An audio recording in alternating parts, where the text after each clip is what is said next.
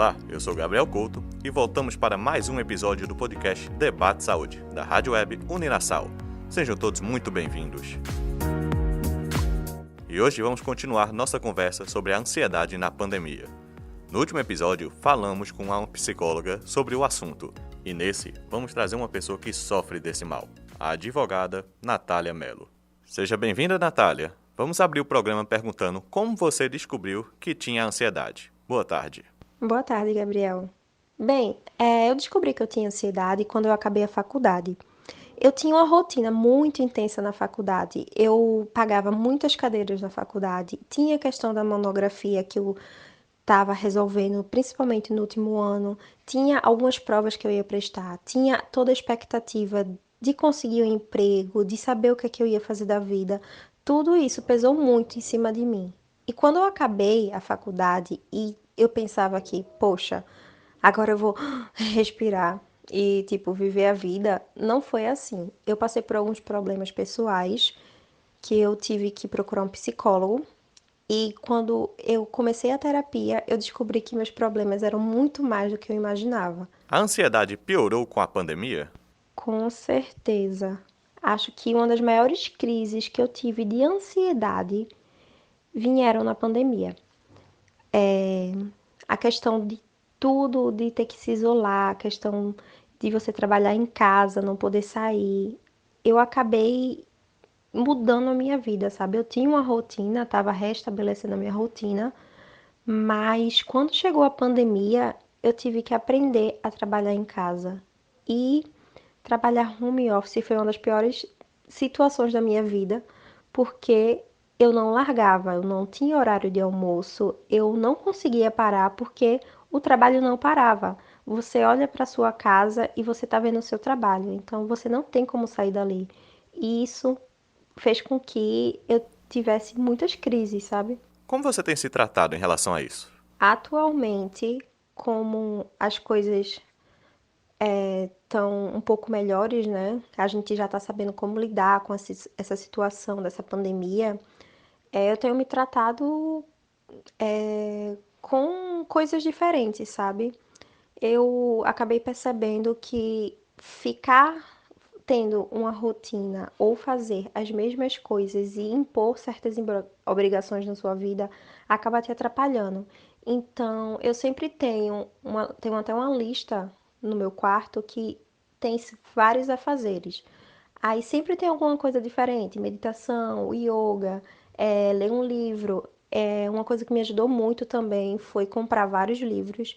Então, eu sempre estou lendo alguma coisa diferente, que era um costume que eu não tinha. Eu sempre estou vendo um filme, que era uma coisa que eu não costumava fazer, vendo uma série e fazendo exercício quando a gente consegue, né? Mas o que melhorou praticamente foi isso, eu focar em ter uma rotina e fazer coisas diferentes. Você já chegou a ter sintomas físicos? Como eles eram? Eu tive alguns problemas na mandíbula. Inicialmente, eu pensava que eu tinha bruxismo. Fui ao dentista e ele me passou alguns exames para eu dormir com a plaquinha, mas acabei nem me tratando e eu acabei percebendo que as dores que eu tinha na mandíbula era exatamente quando eu estava muito estressada, quando eu estava muito ansiosa com alguma coisa, quando eu estava lidando com muitas coisas e não estava conseguindo separar tudo, sabe?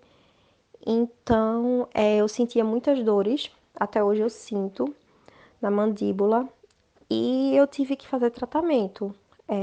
Fiz fisioterapia e acabei descobrindo, além disso, que eu tinha vários pontos, tenho até hoje, né? Na coluna, no pescoço, eu tenho vários pontos de pressão. E minha mandíbula, ela não tá curada. Se eu abrir a boca e fechar, sempre tem um desgastezinho. Ele faz um estralo, sabe? Tudo isso por conta da ansiedade. Alguma vez você não quis ir a um psicólogo por achar que era besteira ou achar que se sentir ansiosa fazia parte de sua personalidade? Não, até porque, como eu disse, eu procurei um psicólogo por conta de um problema pessoal. E lá eu acabei descobrindo que eu tinha um problema de ansiedade que acabava, afetando a minha vida, né? E eu acabei também percebendo que a personalidade, algumas personalidades que eu demonstro, E algumas atitudes que eu tomo, a ansiedade meio que toma conta de mim. Então é uma coisa que eu tenho que ir controlando, porque parece que às vezes eu não consigo esperar uma situação. Eu tenho que ter aquela situação na hora que eu quero, porque é uma coisa que vem de dentro de mim. Eu passo mal, falta ar, eu já cheguei a ter crise de pânico esperando algo que eu queria muito saber naquele momento, sabe? Isso tudo pela ansiedade. E como foi ir para as consultas nessa pandemia? No início foi muito complicado. Eu lembro que a minha primeira consulta virtual, eu estava na casa do meu namorado e tem certas coisas, até mesmo na minha casa mesmo, tem certas coisas que você quer falar para sua psicóloga, mas você pensa o tempo todo que você está sendo vigiada. Na primeira consulta foi muito isso. Eu tomei muito cuidado com o que eu falava com a minha psicóloga.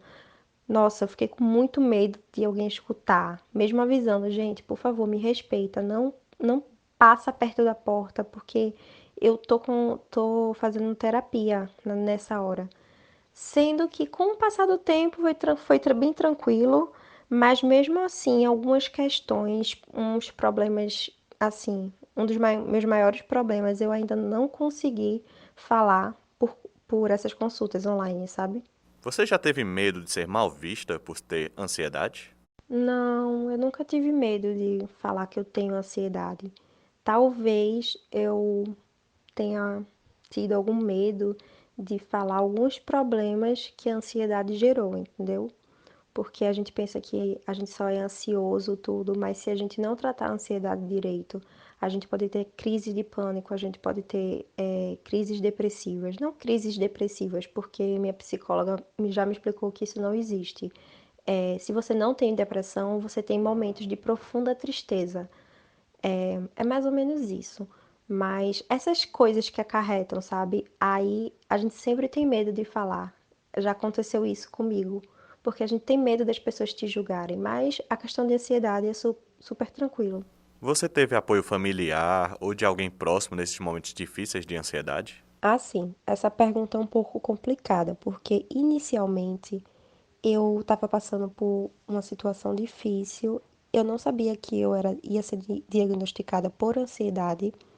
E meus pais, meus tios, minha família falava que era preguiça, que eu não podia me deixar abalar por isso. Muita gente falava que isso era falta de Deus, falta de fé, ou se não, que eu precisava fazer um exercício físico para poder me animar, para poder fazer as coisas, para poder não sofrer com o que eu estava passando, sendo que não é assim.